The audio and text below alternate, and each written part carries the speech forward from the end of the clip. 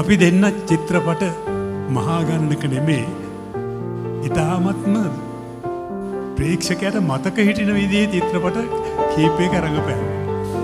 ඉතින් මේ ලස්සන කතාව මේකයි. චිත්‍රපට ගණනාවක ප්‍රධාන චරිත දෙක රඟපාලා කවදාවත් ආදරය කියන වචනේ කියලා නෑ.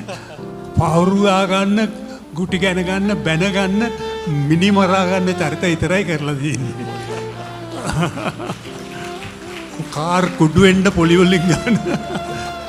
ඉතින් ඒක තමයි විශේෂය. මොකද මට හරි ආඩම්බරයි අද මේ ස්වර්ණට මේ ප්‍රණාමය කරන්න ලැබුණ එක.